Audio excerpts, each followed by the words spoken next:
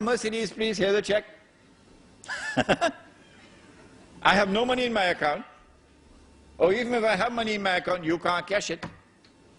So all I'm doing is writing checks.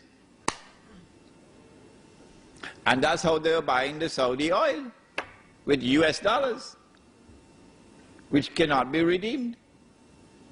They're just like checks which cannot be cashed. Well, then why did the US dollar collapse? There's only one answer. Only one answer. Only one. And that is that Wall Street knew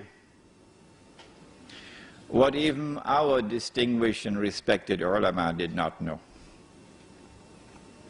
Wall Street knew that this entire international monetary system was fraudulent, batil,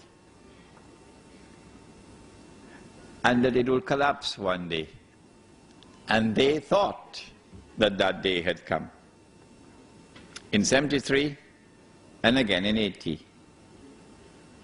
And so a Wall Street banker would not ask, would the international monetary system ever collapse? No, he wouldn't ask that question. What's the question he will ask? When would it collapse? That's what he would ask. Since 1980, something strange has been happening. And that is that there has not been any more collapses. The US dollar, in relationship to gold, has remained fairly stable for 22 years now. The price of the US dollar, the value of the US dollar in relation to gold, has been moving between, say, $250 and $400, up and down, okay? But no collapse. Why is this happening? The answer is, those who have constructed this system,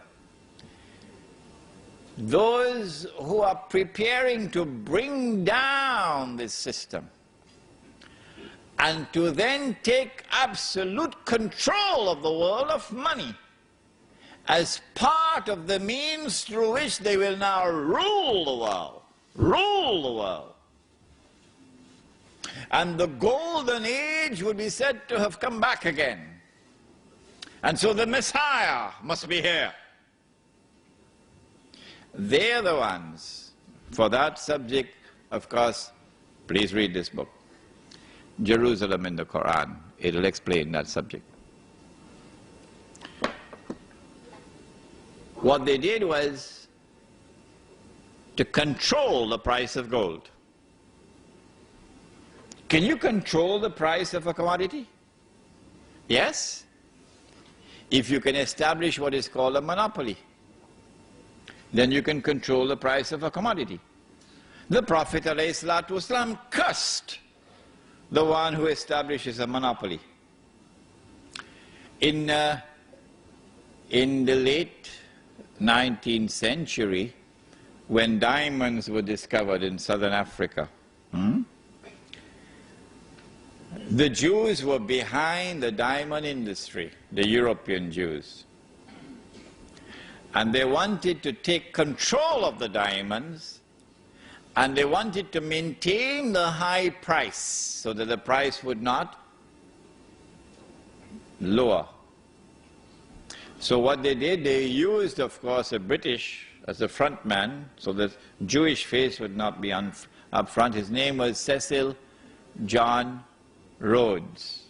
Cecil John Rhodes. And using Cecil John Rhodes, of course the Jew is behind him. Alfred Beat is the Jew behind him. And behind Alfred Beat is Lord Rothschild in Europe, a Jewish banker. What they did was to buy out all the other diamond mines. And those which could not be bought out, they got them to come together in one amalgamated company, which was called De Beers Consolidated. And once they did that, they were able to maintain stability in the price of diamonds at the level that would give them the maximum return. And so this is what has been happening to gold. Not for the purpose of keeping the price high, no. For the purpose of keeping the system from collapsing.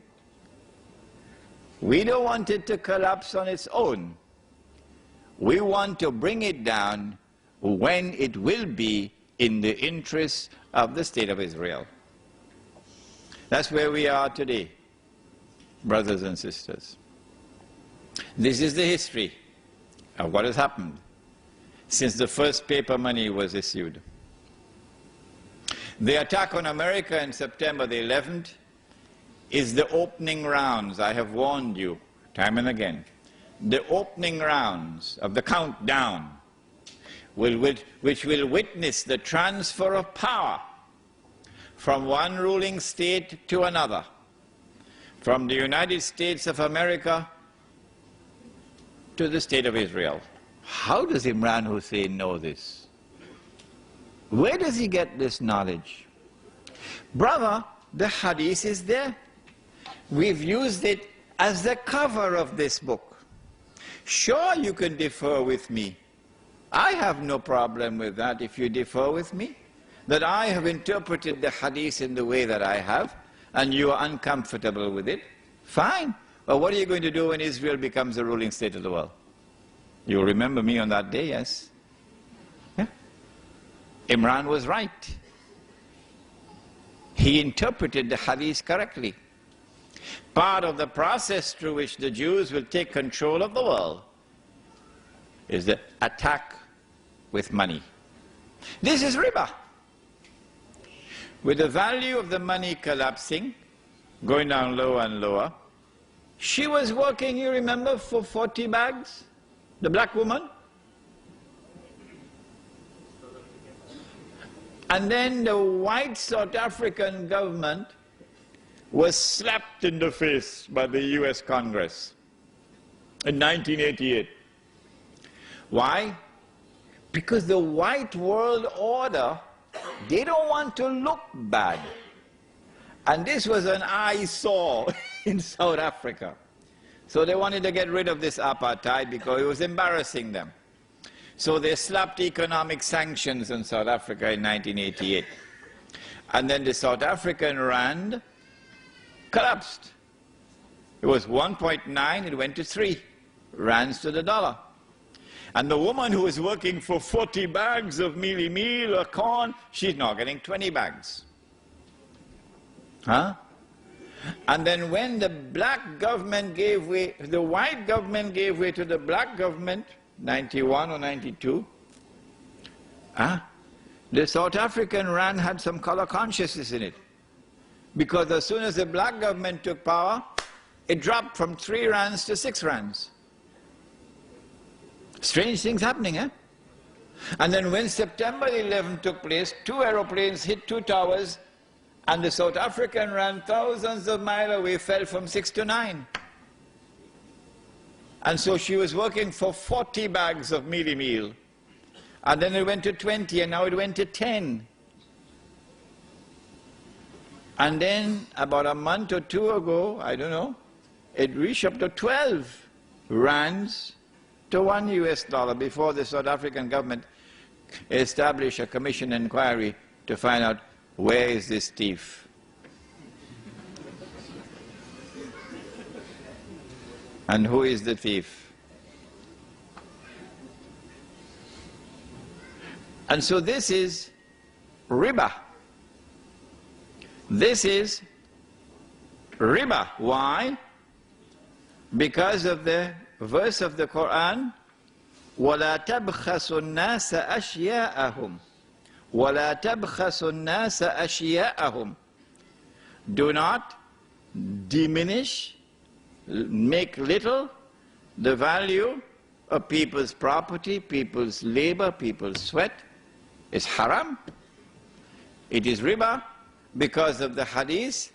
If you rip off somebody, then that's riba. This is a rip-off.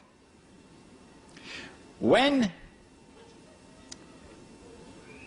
the moment is appropriate,